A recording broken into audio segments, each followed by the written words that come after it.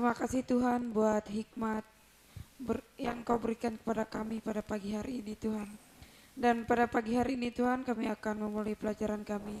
Kau berkati kami Tuhan dalam tempat ini. Kau berkati Pak Yusak yang mengajar kami Tuhan. Berbicaralah kepadanya Tuhan, agar apa yang disampaikan Pak Yusak bisa kami pahami Tuhan. Kau berkati kami juga di tempat ini Tuhan, agar kami bisa memahami apa yang disampaikannya. Hanya ini doa kami dalam nama Tuhan Yesus. Kami berdoa mengucap syukur. Haleluya. Amin. Amin. Itu pakai mic apa ya? Agak seperti serak-serak begitu ya? EKG. EKG ya. Mungkin baterainya ya. Enggak apa-apa dah. Udah kita pakai yang lain dulu. Oke, silakan Pak Yusak, selamat mengajar. Oke, selamat pagi semuanya. Pagi Haleluya. Pak. Assalamualaikum warahmatullahi wabarakatuh. Waalaikumsalam warahmatullahi wabarakatuh. Oke.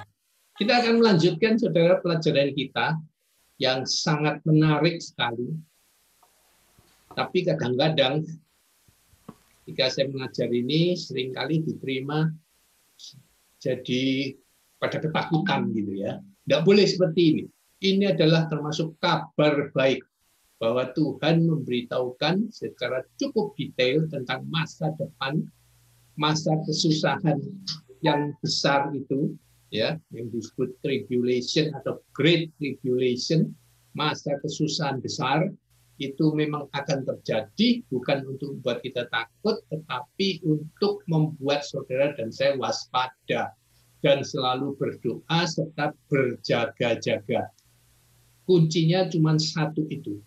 Jadi kalau belajar tentang eskatologi, saya selalu ingatkan, pertanyaannya bukan kapan Tuhan Yesus datang. Itu selalu menjadi pertanyaan orang di eskatologi. Bukan itu pertanyaannya. Ya, bukan kapan Tuhan Yesus datang, tetapi apakah engkau sudah siap? Itu pertanyaan yang lebih perlu saudara dan saya jawab. Ya, jadi semua pelajaran eskatologi dalam rangka mempersiapkan diri Anda.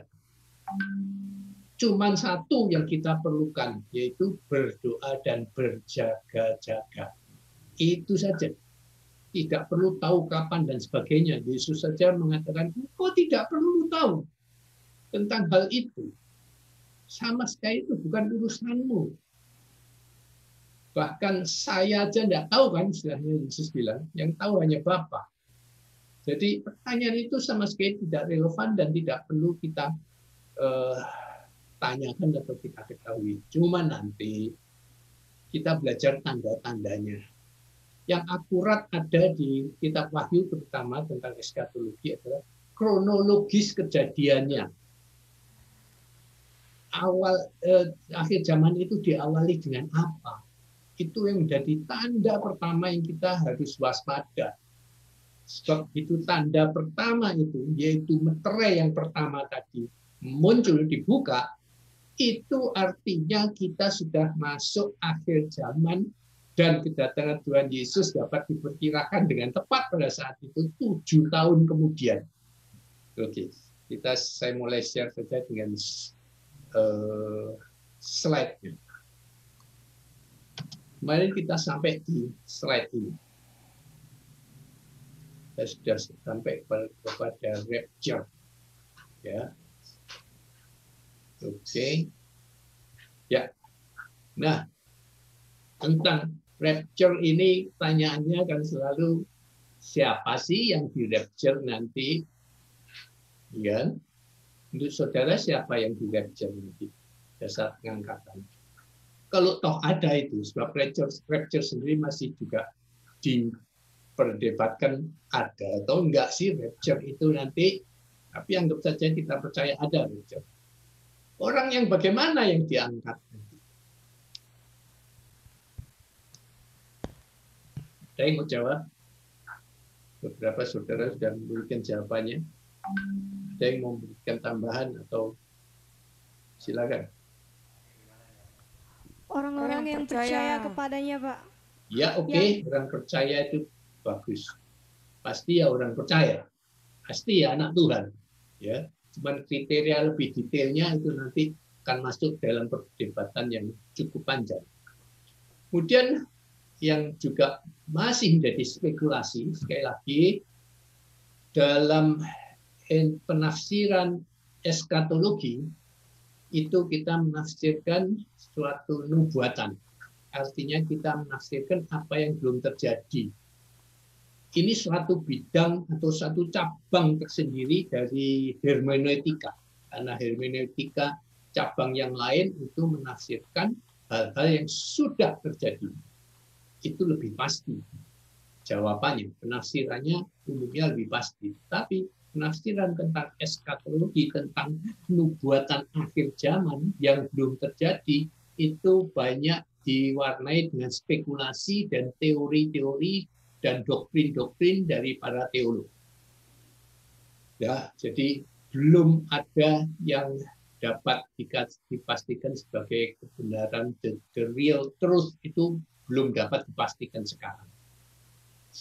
Sering kalau terjadi perdebatan seperti itu, kadang-kadang terjadi adu argumentasi yang cukup panas, sehingga kalau saya dalam situasi seperti itu, saya bilang sabar. Nanti kita dapat jawaban yang benar-benar 100% benar itu hanya dari Yesus sendiri. Kita tunggu saja, sabar. Nanti ketahuan mana yang benar, mana yang tidak benar. Kalau Yesus sudah datang, kita tanya sama dia langsung, atau kita sudah mengalaminya.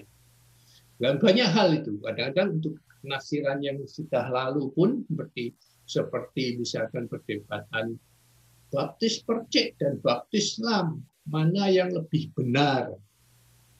Ya, sekali lagi, kalau sudah memanas debatnya, saya sudah katakan nanti aja kita tanya setelah Yesus datang. Yang benar yang mana sih? Baptis Islam apa baptis percik? Sebab menurut saya, kalau saya menafsirkan secara seimbang, baptis Islam dan baptis percik punya dasar alasan yang kuat, ya, atau juga dasar alasan yang kurang kuat. Baptis percik jelas sekali, saudara, alasannya sederhana, mempraktiskan. Masa orang harus dicelup sampai tenggelam betul di kolam renang, itu masih bagus. Atau di sungai, lalu mau lebih alkitabiah lagi. Sering kali berargumentasi pada yang profanatik, pada baptis Islam. Oke, kalau mau alkitabiah benar 100%, baptisnya harus di sungai Yordan dong, bukan di kolam renang. Itu udah alkitabiah. Sebab ayatnya Yesus yang diambil itu adalah ayatnya Yesus keluar dari air. Keluarnya dari air itu dari sungai Yordan. Makanya banyak teman-teman kalau ke Israel, melakukan perjalanan Israel, di mana saya rindu sekali kepingin sana, belum kesampaian. Itu selalu semua baptis ulang sungai Yordan. Itu juga dari perdebatan teologis dan bahas. Kok baptis kok diulang-ulang seperti itu, seakan main-main, seakan-akan. Oke, jadi sekali lagi, kalau saya dasarnya kalau bicara baptis, itu cuma salah satu ritual kekristenan, dan ritual itu pada umumnya tidak penting. Yang penting itu hati. Yang penting bukan ritual secara jasmaninya, ditebukan atau diapain, tapi hatinya yang dibaptis. Itu yang lebih penting. Orangnya sungguh-sungguh lahir baru dan sudah bertobat, bukan asal ikut-ikutan dibaptis. Ya, jadi tidak perlu diperdebatkan yang kecil-kecil seperti itu. Menurut saya itu hal yang kecil untuk diperdebatkan dan dipertentangkan sehingga gereja menjadi pecah. Gereja tradisi dianggap baptis percik, gereja karismatik dianggap baptis Islam, dan sebagainya, lantas jadi dua aliran. Kayak gitu tidak perlu menurut saya. Sangat tidak penting. Apalagi kita tahu doktrinnya. Surat baptis istilahnya ya, tidak menyelamatkan engkau. Betul nggak? Saudara nanti kalau mati, pertama tidak bisa bawa surat baptis. Kedua, kalau saudara bisa bawa surat baptis, itu juga tidak laku di gerbang surga. Enggak, saudara. Tidak laku. Semua yang dilihat adalah hati. Oke, rapture, sekali kita kembali ke rapture. Saya baru saja nonton film dan minggu ini Left Behind, wah, yang dibintangi Nicolas Cage. Waduh, serem sekali dan seru sekali, saudara. Khas film Hollywood, saudara. Terjadi kekacauan di mana-mana, chaos, saudara. Orang begitu saja hilang. Lalu digambarkan meninggalkan pakaiannya dan semua apa yang dia bawa tinggal begitu, saudara.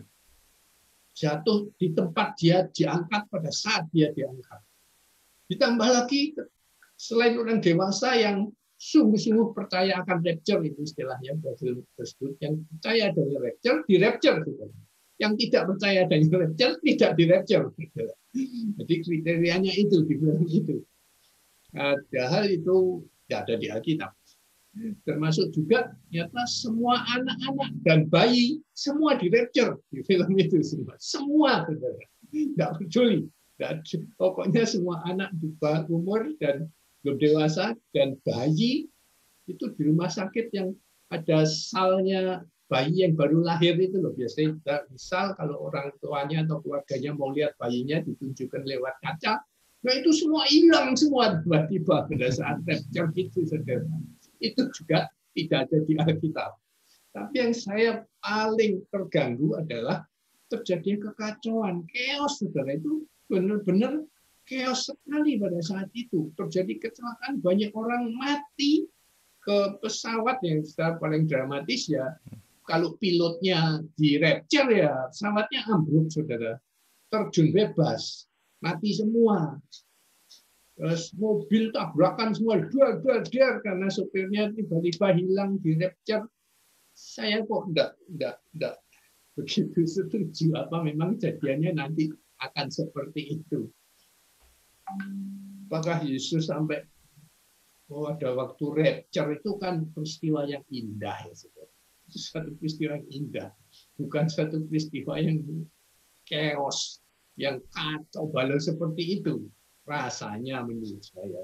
Jadi sekali lagi itu tidak dijelaskan secara detail di Alkitab. Di Alkitab cuma memang ada ayatnya yang seperti itu, mirip ke situ, tapi ditafsirkan bisa macam-macam. Salah satunya ditafsirkan oleh film Hollywood ini. Tapi di bawah ada statement yang menarik. Left behind atau peristiwa rapture ya. Left behind yang artinya yang ditinggalkan, orang-orang yang ditinggalkan. Berarti ada orang-orang yang diangkat atau dihilangkan begitu saja. Di bawah ada tulis the beginning of the end. Nah itu betul. Kalau itu satu statement yang sangat betul. Dimulai dengan peristiwa ini. Tapi lagi-lagi juga ini nanti ada yang mendebat. Karena ini berarti kita percaya pre-tribulation. Ya, nanti ada 3 aliran yang percaya bahwa rapture akan terjadi sebelum masa kesusahan, sebelum antikris muncul. Ada yang percaya rapture terjadi di tengah-tengah masa kesusahan itu, yaitu di tengah-tengah masa pemerintahan antikris. Yang 7 tahun itu di tengah-tengah berarti 3,5 tahun di tengah itu terjadi rapture. Itu terus disebut kelompok mid tribulation, ya, di tengah-tengah tribulasi rapture. Lalu ada yang percaya post trib atau post tribulation, artinya mereka percaya bahwa kita diangkat sesudah semua selesai, sesudah antikris memerintah penuh sama 7 tahun, di mana kita semua akan mengalami masa kesusahan dan masa kesusahan besar itu. Semuanya kita mengalami. Oke?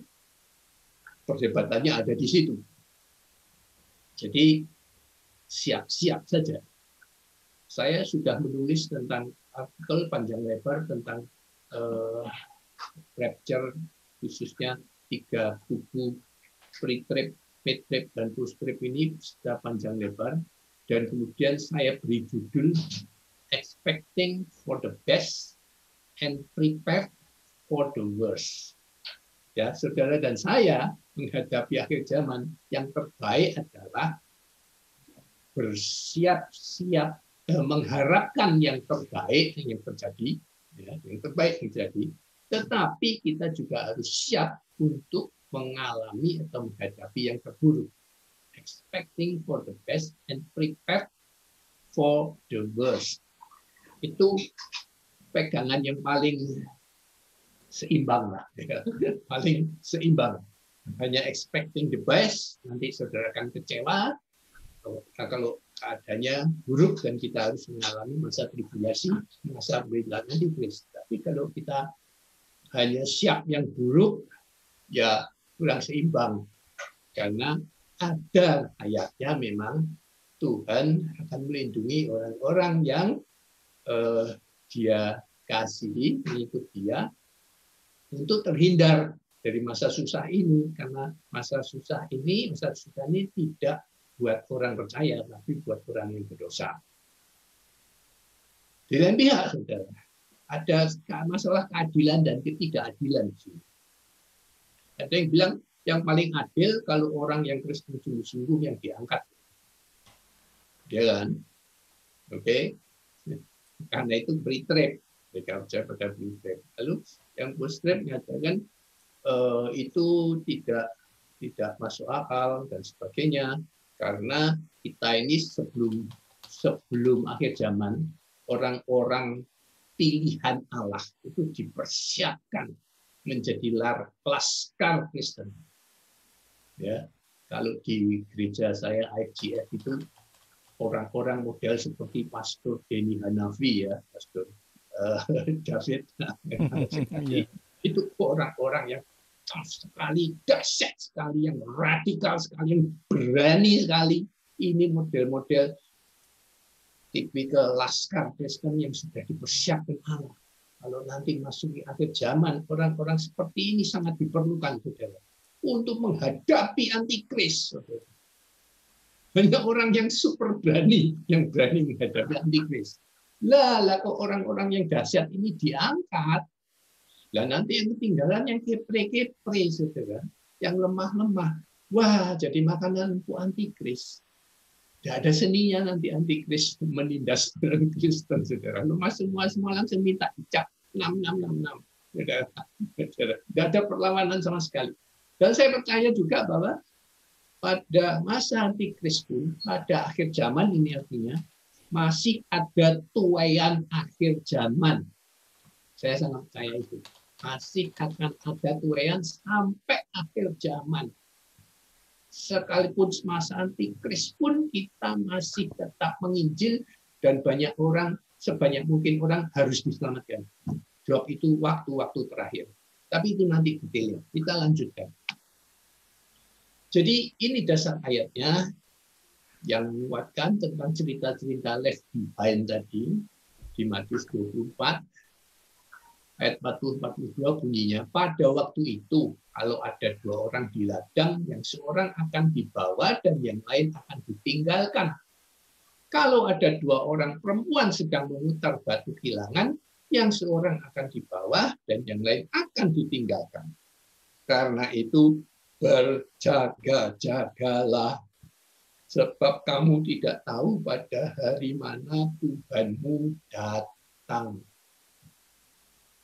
Oke. Jadi di sini pun terjadi 2 penafsiran tentang Tuhan, pada hari mana Tuhan datang. Ini penafsirannya kan kedatangan Tuhan yang kedua. Nah, kalau pre-trib mengatakan Tuhan akan mengangkat kita sebelum masa antikris, berarti kedatangan Tuhan yang kedua itu sebelum antikris. Lalu nanti setelah antikris Tuhan pasti datang lagi, saudara. Bab yang jelas kedatangan yang kedua lebih baik ditafsirkan Tuhan akan turun dari surga bersama-sama orang percaya, lalu menginjakkan kaki di Yerusalem, menginjak kepalanya antikris itu, si binatang itu, menghancurkan dia once and for all. Jadi Yesus datang 3 kali repotnya itu. Ya. Ini, tapi kaum pre-trib mengatakan Tuhan pada kedatangan yang di sini pasal ayat ini itu dia tidak datang, dia tetap di atas, kita yang menyongsong dia di angkasa. Kita yang naik ke atas, yang di rapture ya, naik ke atas. Dia belum datang untuk kedua kalinya. Nanti datang dua kalinya, dia turun bersama-sama kita yang di rapture dan orang-orang yang mati yang dibangkitkan. Jadi mereka mengatakan ini adalah Jesus come to his people, ya, pada peristiwa 24 Matius 24 ini. Jesus come to his people. Tuhan datang kepada umatnya. Lalu nanti second coming itu Jesus come with his people. Jadi Retreat membedakan ada dua event. Jesus come to his people, artinya rapture. Lalu pada datangan yang kedua, Jesus come with his people. Karena itu memang dikatakan di Alkitab, Tuhan bersama-sama umatnya turun untuk berperang mengalahkan antikris. Oke, jadi itu masih jadi sulitnya dan membingungkannya di sini juga. Ini krusial sekali. Jadi pertama-tama kita masih diperdebatkan apakah rapture itu benar ada dan Alkitab ya. Mayoritas gereja Kristen percaya tentang ada rapture. Percaya. Semua gereja Kristen, semua lah mayoritas. Tapi masih ada gereja Roma Katolik yang tidak percaya adanya rapture, saudara. Bahkan mereka tidak percaya adanya kerajaan 1000 tahun. Karena memang tidak ada satupun kata rapture di Alkitab. Tidak ada, yang ada kata diangkat. Ya, diangkat. Jadi gereja Roma Katolik ini memang penafsirannya selalu tidak tahu menurut saya sih kontroversi menurut kita sih ya, dari sudut pandang kita. Mereka sering keluar dari Alkitab karena saya selidiki, saudara, gereja Roma Katolik itu tidak punya dan tidak percaya pada sola scriptura. Doktrin sola scriptura itu adalah intinya mengatakan bahwa Alkitab adalah satu-satunya otoritas yang kita percaya. Otoritas tertinggi dan satu-satunya. Sola itu kan soul ya, saudara, artinya satu-satunya. Scriptura itu, scripture itu ayat. Jadi kita berpegang satu otoritas tertinggi buat kita, yang kita pegang dan kita percayai hanya satu, yaitu Alkitab. Tapi Katolik enggak, saudara. Katolik itu mempunyai beberapa buku otoritas yang mereka pegang sebagai doktrin Roma Katolik mereka. Bahkan dari banyak bahan itu, Alkitab itu letaknya boleh dibilang paling bawah.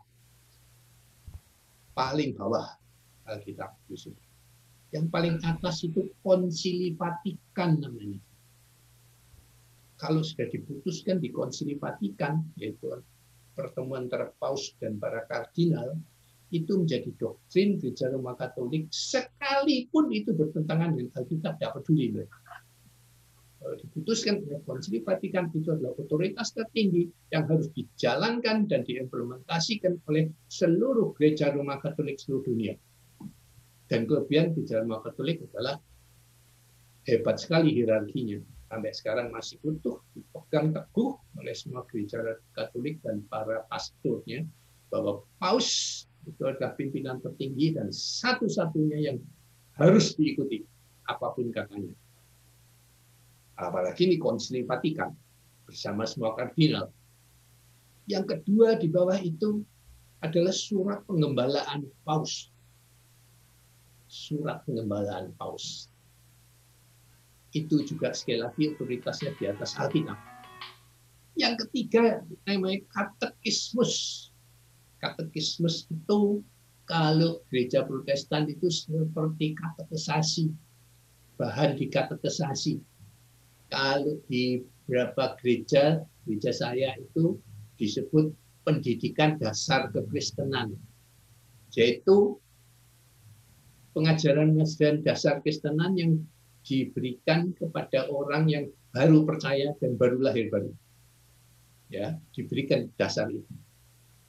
Katekismus. Kalau di gereja Protestan itu harus katekisasi dulu, baru dibaptis. Ya, itu di gereja saya terbalik, dibaptis dulu, baru diberikan pengajaran dasar Kristenan. Nah, itu lagi-lagi beda kecil, tidak perlu dipermasalahkan. Tapi yang saya permasalahkan di sini adalah bahwa Alkitab itu di Gereja Roma Katolik memang letaknya di bawah. Di bawah. Mereka sering kali melanggar Alkitab melalui tadi Konsili Vatikan, surat pengembalaan dan katekismus. Saya sudah menemukan faktanya dalam katekismus mereka yang terakhir, edisi terakhir, mereka sudah merubah 10 perintah Allah, di mana yang dihilangkan adalah tidak boleh menyembah patung. Itu dihilangkan di 10 perintah Allah. Karena memang itu weak point paling nyata dari Gereja Roma Katolik. Ya, mereka ada patung-patung Maria, ada patung-patung Yesus disalib, itu yang di gereja Katolik pasti ada, dan itu langsung atau tidak langsung mereka bantah, katanya tidak menyembah, tapi mereka berdoa di depan patung itu. Ya, karena itu mereka sendiri punya misi, dan asumsi saya sih lalu dihapus saja itu larangan, salah satu larangan 10 perintah Allah di Taurat tentang menyembah dalam patung. Dan kemudian supaya tetap 10, ada perintah yang kemudian dibagi 2. Orang Katolik tidak ada yang tahu dan tidak sadar itu. Memang orang Katolik cenderung tidak dianjurkan baca Alkitab sendiri karena takut tidak punya ilmu hermeneutika. Kita gereja Kristen sangat menganjurkan semua jemaat membaca Alkitab dan belajar sendiri hermeneutika. Alasannya masing-masing ada, logikanya masing-masing ada, make sense-nya. Gereja Roma Katolik mengatakan berbahaya kalau orang awam yang tidak pernah sekolah Alkitab menafsirkan, membaca dan menafsirkan Alkitab. Nanti bisa salah dan dosa. Lebih baik mereka mendengarkan penafsiran yang sudah dibuat oleh para pastor yang belajar di seminari. Itu alasannya. Ya, kalau kita alasannya ya lebih baik setiap orang baca Alkitab, belajar Alkitab, mandiri, tidak bergantung pada hamba Tuhan. Ya, itu lebih baik. Dan memang kan gini loh saudara, kalau kita hanya mendapatkan firman Tuhan dari khotbah pendeta, pastor atau apapun juga, itu kita seperti bayi yang disuapin terus. Yang mencerna dan mengunyah-ngunyah Alkitabnya itu pendeta dan pastor. Firmannya dikunyah sampai halus dan lembut, lalu dikeluarkan, dimasukkan, ayo makan, nak. Kalau bayi ya boleh seperti itu. Zaman dulu begitu, sudah mungkin sekarang nggak tahu. Generasi emak-emak saya, kalau ngasih makan dulu belum untuk bubur tim, baru belajar makanan halus, belum ada alat-alat seperti sekarang blender dan segalanya, itu betul-betul nasi itu dimakan, dikunyah sama mamahnya dulu. Sampai dah lembut, baru dikeluarkan dari mulut, dimasukkan ke mulut bayinya. Itu cara kuno dulu. Saudara sekarang bilang, yeah. Ya. Tapi cara kuno dulu. Nah, itulah yang dilakukan di Gereja Roma Katolik, hanya menyuapkan terus, jadi bayi terus, disuap barang lembut terus. Masih mending kalau suapannya dan penafsirannya benar, saudara, masih mending. Tapi yang jelas tidak bertumbuh.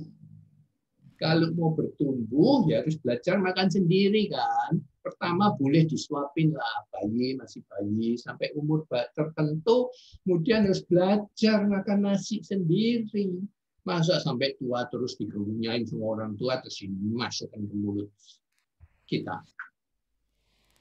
Itulah ya, dari sudut pandang kita tentang setiap orang mestinya pelan-pelan harus belajar sendiri makan mana surgawi, yaitu firman Tuhan. Jadi sebenarnya sudah, kenapa kita mesti makan firman Tuhan? Apa sih manfaatnya? Kita makan firman Tuhan adalah makanan rohani kita yang kalau kita makan dengan baik dan teratur, maka itu membuat kita penuh nutrisi, bergizi, dan sehat. Kalau jarang makan makanan firman Tuhan, berarti kita tidak sehat secara rohani. Walaupun mungkin tubuh kita sehat. Ya, yang penting adalah kita harus membaca firman itu. Kedua, firman itu untuk Yohanes 1 kan adalah Yesus sendiri. Pada mulanya adalah firman, firman itu bersama-sama dengan Allah, dan firman itu adalah Allah. Jadi kalau kita makan firman Tuhan setiap hari, artinya kita menjadi semakin lama menjadi semakin serupa dengan Yesus. Oke? Jadi kita semakin hari lebih mengenal Yesus. Semakin banyak saudara baca firman Tuhan, itu adalah Yesus, maka kita akan lebih mengenal Yesus lebih baik. Banyak orang mudah disesatkan, banyak orang bingung Alkitab karena dia belum mengenal Yesus dengan baik secara pribadi. Kita bisa mengenal orang lewat katanya, ya kan? Saudara dan saya mungkin semua kenal Pak Jokowi menurut berita, menurut katanya, menurut foto di koran dan di sosial media. Tapi secara pribadi kita tidak kenal. Menurut kita kenalnya katanya koran Kompas, Pak Jokowi itu begini. Katanya berita di sosmed, Pak Jokowi itu begini. Katanya orang-orang yang sudah pernah bertemu langsung dengan Pak Jokowi itu begini. Apakah kita betul-betul kenal Pak Jokowi? Tidak. Kita hanya kenal lewat tangan kedua. Itulah jeleknya kalau kita hanya makan firman Tuhan melalui khotbah hamba Tuhan dan pendeta. Nanti kalau sudah jadi hamba Tuhan, jangan membuat jemaatmu tergantung padamu. Dorong mereka untuk belajar firman Tuhan, paling sedikit baca firman Tuhan setiap hari, rajin, disiplin. Lama-lama kan nanti ngerti sendiri. Masa Roh Kudus tidak ngasih pengertian. Ya. Oke, jadi yang ada adalah kata diangkat. Jadi, oke, sekarang kita anggap kita percaya adanya rapture. Kalau tidak, kita tidak bisa membicarakan tentang rapture. Kita percaya terjadi ya rapture ya, tapi ayat-ayatnya cukup untuk ada bahwa Yesus sendiri mengatakan ada di 1 Tesalonika ini juga ada ya. 1 Tesalonika ayatnya berbunyi ayat pasal 4 ayat 14-17. Karena jikalau kita percaya bahwa Yesus telah mati dan telah bangkit, maka kita percaya juga bahwa mereka yang meninggal dalam Yesus akan dikumpulkan Allah bersama-sama dengan Dia. Oke, jadi ini kita percaya pada kebangkitan sesudah kita mati, sudah kita meninggal. Ya, bagi orang percaya yang sudah meninggal, kita akan dikumpulkan bersama-sama dengan Allah. Ini kami katakan kepadamu, ya, mengatakan itu Paulus, dengan firman Tuhan, kita yang hidup, yang masih tinggal sampai kedatangan Tuhan, sekali-kali tidak akan mendahului mereka yang telah meninggal. Apa artinya ayat ini?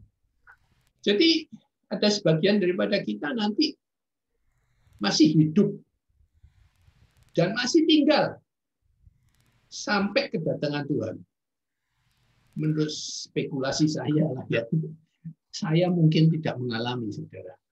Saya sudah 73 tahun, sama dengan Pak David. Sudah 73 tahun. Antikrisnya belum muncul.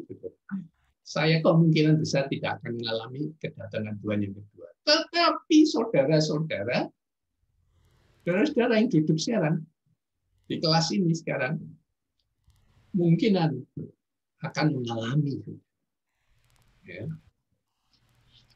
Tetapi Paulus mengatakan ini, sekali-kali tidak akan mendahului mereka yang meninggal. Maksudnya apa? Yang pada kedatangan Tuhan Yesus akan dibangkitkan terlebih dulu orang-orang yang sudah meninggal. Ya, jadi kalau saudara nanti hidup masih sampai kedatangan Tuhan, saya yang sudah mati, saya akan bangkit dulu, saudara. Saya akan bangkit, ya, saya akan bangkit dulu. Baru nanti saudara akan diangkat, di rapture. Sebenarnya satu privilege yang luar biasa.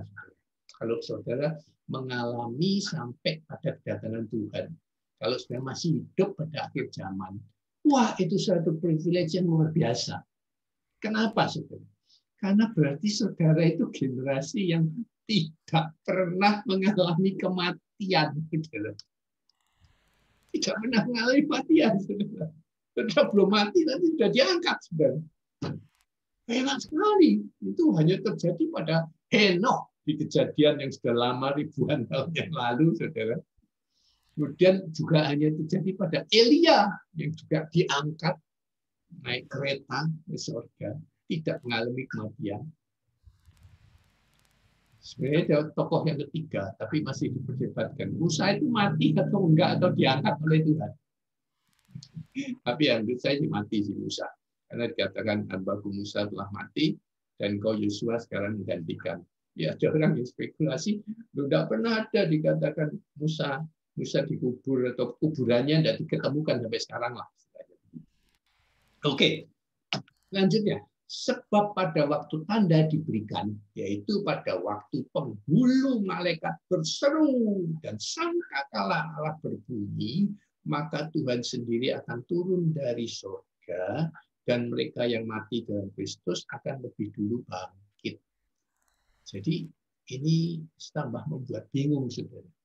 Tuhan sendiri akan turun dari surga, lalu membangkitkan orang mati, saudara. Apakah ini kedatangan yang kedua? Ataukah bagaimana? Masih sekali lagi terus diperdebatkan, karena ini termasuk ayat-ayat yang paling membingungkan dalam konteks rapture. Ini masih belum rapture, saudara. Ini orang mati yang dibangkitkan dari kubur, mau mati. Ini yang diperdebatkan oleh orang yang anti kremasi. Orang yang dikremasi kan tidak ada di kubur. Bahwa bagaimana Tuhan membangkitkan orang yang tidak ada sama sekali sisa-sisanya, kuburannya tidak ada. Tapi ya menurut saya sih kuasa Tuhan terlalu besar untuk tidak dapat membangkitkan setiap orang, baik dikremasi atau tidak dikremasi, saudara, dimanapun juga. Kuburan dari orang-orang zaman kuno sekali kan juga sudah tidak ada, sudah tidak ada bekasnya, sudah ribuan tahun, puluhan ribu tahun yang lalu, ya. Kuburannya sudah tidak tahu petaknya di mana. Terus sekarang yang baru mati ya masih ada di Pondok Rangun, petak nomor A13 gitu ya, masih ada. Tapi yang ribuan tahun yang lalu sudah jadi mall, sudah jadi apa tidak tahu. Ya. Itu juga tidak membatasi sekali kuasa Allah untuk membangkitkan semua orang dari semua generasi. Sesudah itu, ayat 17, kita yang hidup, yang masih tinggal akan diangkat bersama-sama dengan mereka dalam awan menyongsong Tuhan di angkasa. Nah, ini jadi masalah. Jadi Tuhan masih di angkasa, Tuhan tidak turun. Di angkasa itu kalau dalam bahasa Inggrisnya disebut heaven. Kita terjemahkan jadi angkasa. Kalau bahasa Inggris itu heaven. Heaven punya dua arti, bisa angkasa, bisa sorga, soalnya saudara. Ya. Jadi ini lagi menjadi masalah yang membingungkan. Jadi Tuhan ini belum turun, kita yang menyongsong, kita yang naik menuju ke sorga. Demikianlah kita akan selama-lamanya bersama dengan Tuhan. Nah ini lantas ditafsirkan, orang Katolik tadi mengatakan kita sudah setelah itu kita sudah masuk surga bersama-sama Tuhan, tidak lagi turun lagi masuk kerajaan 1000 tahun. Mereka nggak percaya kerajaan 1000 tahun. Karena kerajaan 1000 tahun berarti memang kita turun lagi bersama-sama dengan Tuhan Yesus pada kedatangan yang kedua. Lagi-lagi kedatangan kedua yang tanda kutip masih diperdebatkan. Lalu kita memerintah bersama Tuhan Yesus di bumi ini, di mana selama 1000 tahun, yaitu juga bisa diartikan letterlock 1000 tahun benar-benar, atau itu waktu yang bersifat lambang artifisial, itu juga masih diperdebatkan. Kita akan memerintah di bumi ini, tujuannya cuma satu. Tuhan Yesus mau menunjukkan bagaimana pemerintahan yang paling ideal dan terbaik yang selama ini belum diketemukan oleh manusia. Sampai hari ini kan terus sistem pemerintahan terus berkembang.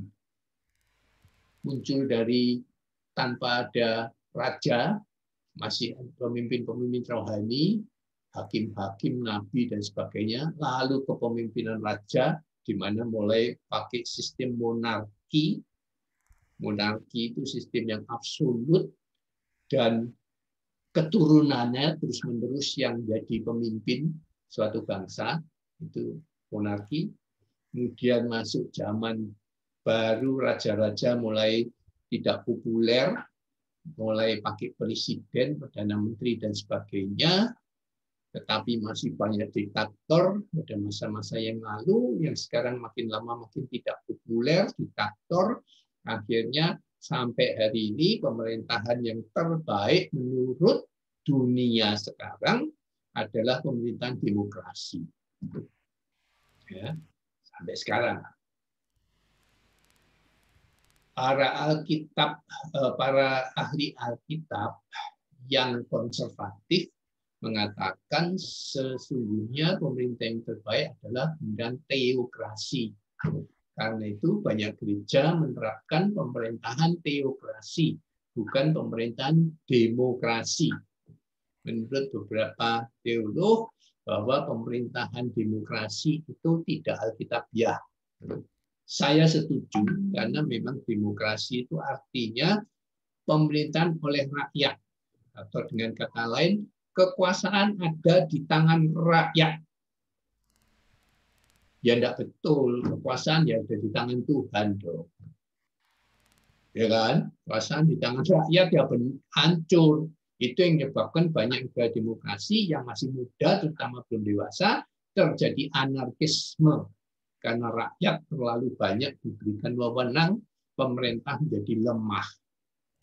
Pemerintah yang gini-gini kan hanya bisa menghimbau.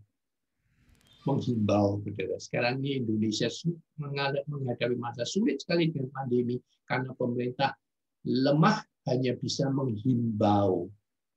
Menghimbau itu lemah sekali, saudara. Padahal namanya pemerintah ya harusnya memerintah, instruct. Ya, beberapa negara sudah dapat melakukan hal itu. Tapi biasanya kalau sudah mulai instruct itu cenderung otoriter. Tapi keberhasilan menghadapi pandemi, dalam konteks pandemi ini kita lihat yang otoriter yang berhasil, saudara. Contohnya khusus ya Cina, otoriter sekali, justru karena otoriter sentralistik, di satu tangan semua takut, jadi semua maklumat pemerintah langsung dilakukan dengan sungguh-sungguh, mau dengan takut atau sadar, tidak peduli, pokoknya jalan. Di Indonesia tidak jalan belas, saudara. Sampai hari ini tidak jalan sama sekali. Turun terus. Menurut survei yang pakai masker itu turun terus.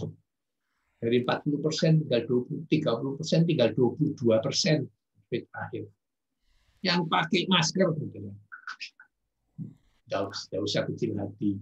Kita negara yang baru demokrasi. Lihat saja pada Amerika, negara demokrasi tertua paling hebat, presidennya saja anti pakai masker. Hebat sekali Amerika itu. Pak David, jangan pilih itu orang. Manusia itu kecelakaan itu, Amerika punya presiden seperti itu. Saya bingung dengan kebodohan orang Amerika.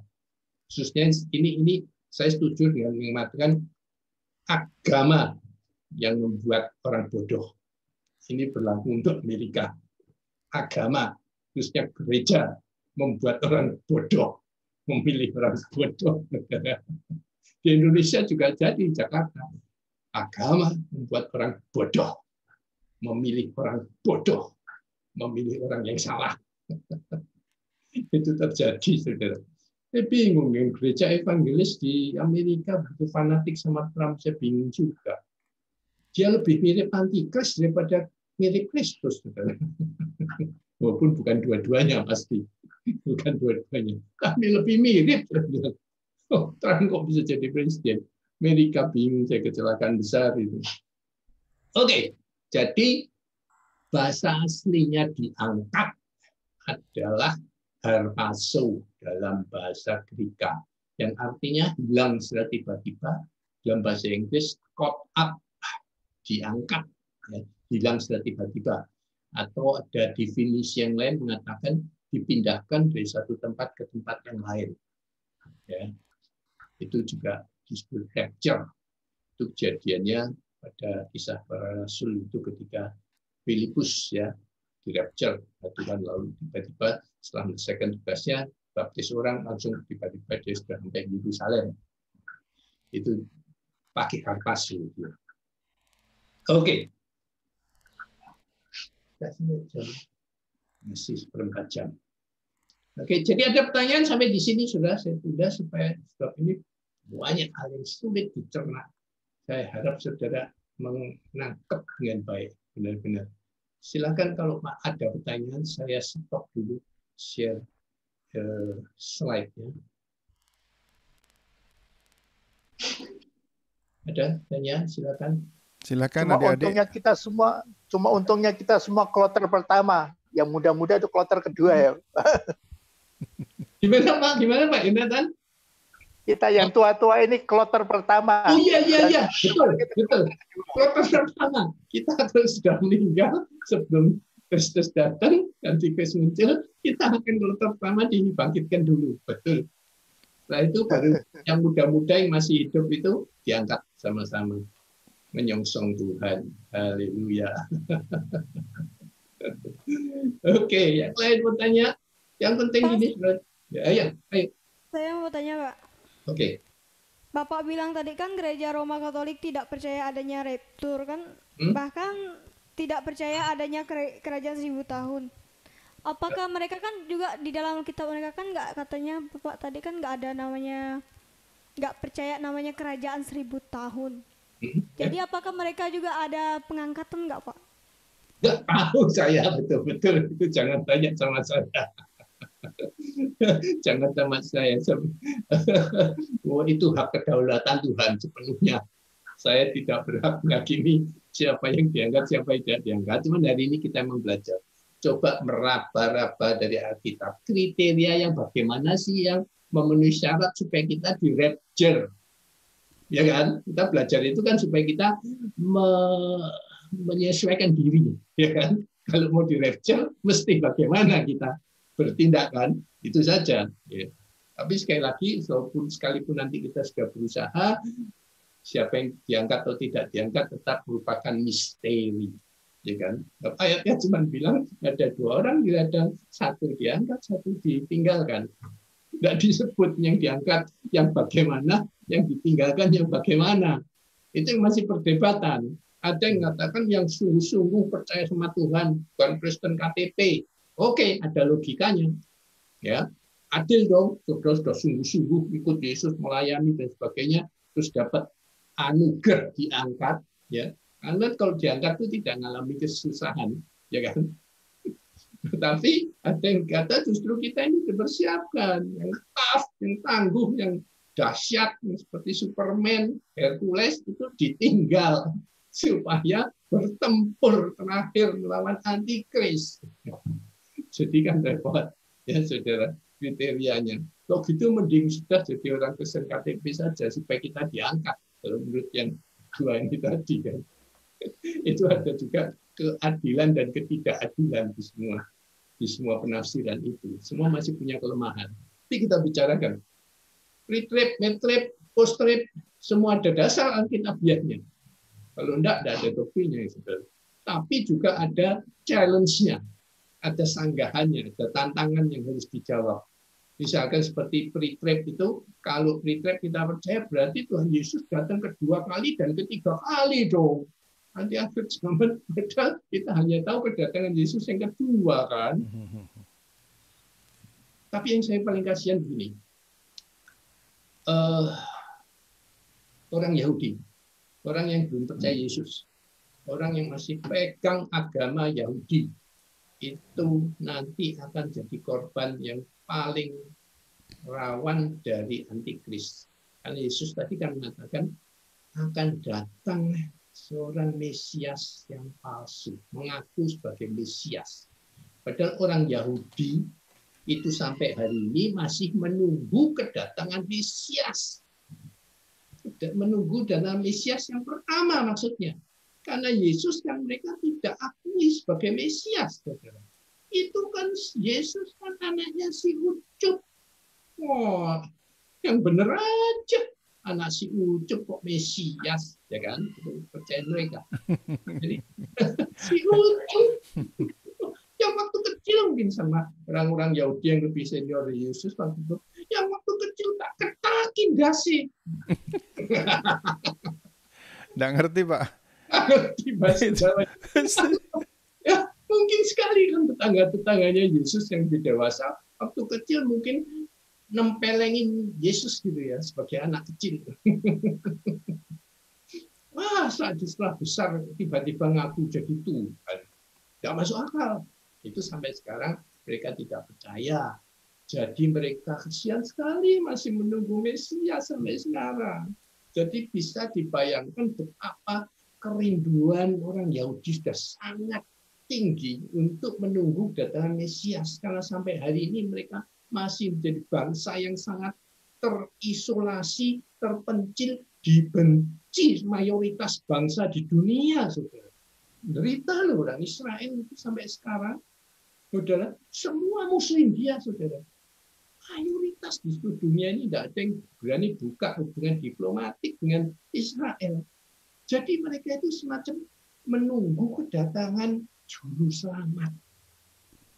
Dan ini banyak terjadi di banyak budaya bangsa-bangsa. Imam Mahdi, ya, Satria Piningit, gitu-gitu kan. Kalau krisis selalu orang mendambakan, merindukan turunnya seorang juru selamat. Itu di semua budaya ada. Dan kalau di orang Yahudi jelas ada di Alkitab mereka memang. Mereka menunggu kedatangan Mesias. Sehingga nanti kalau Mesias palsu itu datang, mereka akan langsung, ya ini dia yang kita sudah tunggu-tunggu. Itu yang saya sangat khawatir. Sungguh-sungguh sangat khawatir. Karena itu sekarang memang salah satu tugas penginjilan kita selain orang-orang seberang, dan sudah hiper sebenarnya yang paling dekat dengan kita orang Yahudi yang masih belum percaya pada Yesus, itu yang harus diselamatkan terlebih dahulu. Mereka itu umat pilihan Allah, saudara. Tapi nggak percaya pada Yesus. Mereka masih menunggu. Kasihan nggak? Kita ini sedang menunggu kedatangan Mesias yang kedua. Mereka masih sedang menunggu kedatangan Mesias yang pertama. Kasihan sekali, saudara. Itu sudah terjadi 2000 tahun yang lalu. Mereka masih menunggu. Bagaikan opera menunggu Godot mereka. Tidak ngerti, saudara, itu apa itu Shakespeare. Ada teater yang menunggu Godot itu artinya seperti menunggu sesuatu yang tidak pernah datang. Itu yang sedang terjadi pada bangsa Israel saat ini. Oke, jadi saya kalau ditanya tadi pertanyaannya gimana? Apakah orang Katolik akan diangkat? Ya tidak tahu. Mungkin saja ada orang Katolik yang sungguh-sungguh. Pasti banyak yang baca sungguh-sungguh. Tapi ada perbedaan besar dengan doktrin api pencucian yang kita tidak percaya, Pak. Ya, banyak. Mungkin kita memerintah 1000 tahun sebagai raja-raja kecil, tapi mereka semua terbakar di api pencucian sebelum masuk surga. Iya, ada doktrin seperti itu yang kita tidak ada sebab dasar Alkitabnya di mana nggak jelas. juga kita bisa menginjil ke neraka gitu macam-macam ada semacam itu yang nggak jelas itu dasar Alkitabnya apa. Tapi kita memang harus banyak berdoa pada orang Katolik, khususnya untuk Paus, saudara ya. Paus banyak diramalkan jadi antikris. Kok menurut saya enggak, mungkin enggak seperti itu. Tapi kemungkinan yang bisa terjadi, dia sebagai nabi palsunya. Jadi dia salah satu trinitas dari, kita kan sudah tahu trinitinya dan trinitasnya antikris itu kan nabi palsu yang ketiga, belum ketiga. Itu yang akan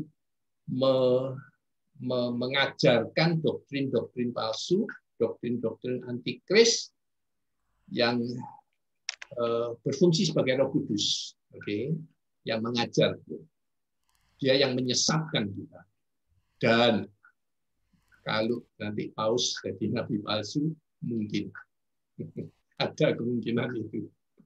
Dia akan bergabung dengan antikris menjadi nabi palsu karena dia punya otoritas, apapun yang dikatakan Paus itu didengar oleh umatnya. 1 miliar orang, saudara, orang Katolik di dunia ini. 1 miliar banyaknya. Orang Kristen juga kira-kira 1 miliar, saudara.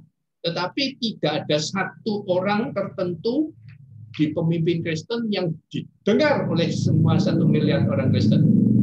Tidak ada. Orangnya tidak ada. Individu yang seperti itu tidak ada. Kalau di Kristenan lebih banyak raja-raja kecil yang hanya didengar suaranya dan dituruti penuh dalam komunitasnya sendiri. Dan itu ada ribuan raja-raja kecil semacam itu, saudara. Ya.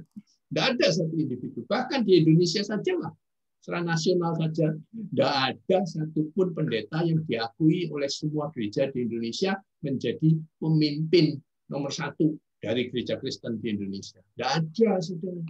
Semua egonya sendiri-sendiri. Semua merasa selevel, saudara. Ketua sinode sudah merasa selevel semua, saudara. Ya, itu salah satu kelemahan menurut saya dari gereja Kristen. Ya, dibanding Katolik, gereja Kristen tidak punya hierarki yang kuat seperti itu, tidak punya kepemimpinan yang kuat seperti itu, dan terlalu banyak denominasi.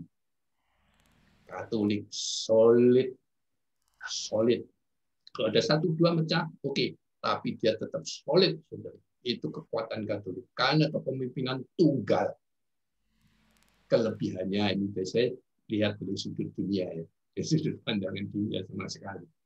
Kelebihannya itu, kekurangannya yang tentu saja kita tahu semua juga ada. Kalau pemimpinnya sesat, ngajarkan sesat, ya sesat semua, gitu kan. Tapi kalau kita pecah terus, saudara. Makanya orang-orang Katolik kalau ngeledek kita, lawang bapaknya itu tukang protes kok. Dia akan melahirkan tukang protes terus keturunannya.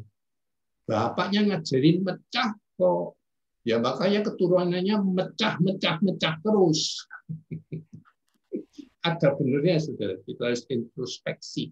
Jangan suka mecah-mecah. Tidak senang sedikit sama ketua sinode mecah, bikin sinode sendiri, bikin gereja sendiri. Banyak perbedaan kecil sekali, mecah, bikin sendiri.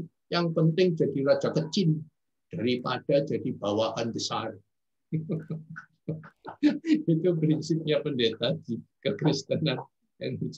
Dan kelebihan orang Katolik lagi juga, pastornya tidak pernah mikirin keluarga. Keluarga memang bisa jadi pendukung, tapi juga bisa jadi hambatan untuk pelayanan sepenuh hati. Mereka bisa fokus sekali pada pelayanan karena tidak ada gandolannya keluarga ini, saudara. Ya, emak saya pernah bilang, istri itu menurut istilah emak saya adalah setan bantal. Kenapa dia bilang gitu?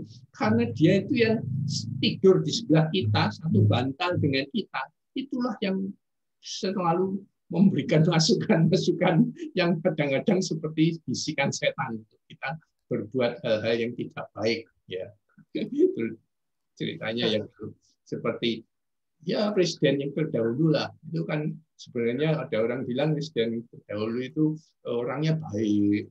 Tapi istrinya dulu setan bantal. Ayo korupsi, ayo korupsi, ayo korupsi. Itu contoh setan bantal. Punya istri bisa kelebihan, bisa kekurangan, saudara. Makanya jangan jadi setan bantal, orang istri, jadilah malaikat bantal.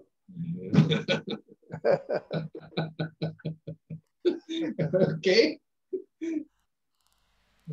Waktu saya sudah habis rasanya. Ya, terima kasih Pak Yusak. Terima kasih atas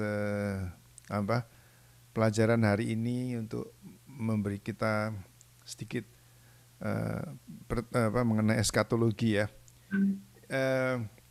Dan biarlah marilah kita merenungkan dan merasa bahwa tadi message-nya sebetulnya adalah kita tidak perlu tahu waktunya, tapi kita mempersiapkan diri untuk menjawab amanat agung itu, kita meresponi dan menjadi sebaik-baiknya untuk melaksanakan tugas amanat agung itu. Jadi di dalam selama beberapa waktu kita ada di BISOM ini, marilah kita mempersiapkan diri sebaik-baiknya. Terima kasih. Dan siapa yang mau berdoa ini? Pak Yonatan mau berdoa atau anak-anak aja? Anak-anak aja. Anak-anak aja, oke. Silakan salah satu adik-adik yang mau berdoa. Ya, baik, mari kita berdoa. Bapa dalam surga, terima kasih Tuhan pada pagi hari ini. Kami telah belajar ya Tuhan tentang rapture ya Tuhan. Biar Engkau berikan hikmat kepada kami untuk mengerti Tuhan. Dan kami bisa memilah-milah ya Tuhan. Sehingga kami bisa diberikan hikmat, diberikan pengetahuan ya Tuhan. Berkati Pak Yusak yang telah mengajar kami. Berkati pelayanan beliau ya Tuhan, keluarganya, segala sesuatu yang Kau berkati ya Bapa. Terima kasih ya Tuhan Yesus. Dalam nama Tuhan Yesus kami berdoa dan bersyukur. Haleluya. Amin. Amin. Saudara, pesan saya buat saudara-saudara generasi muda yang tadi saya katakan,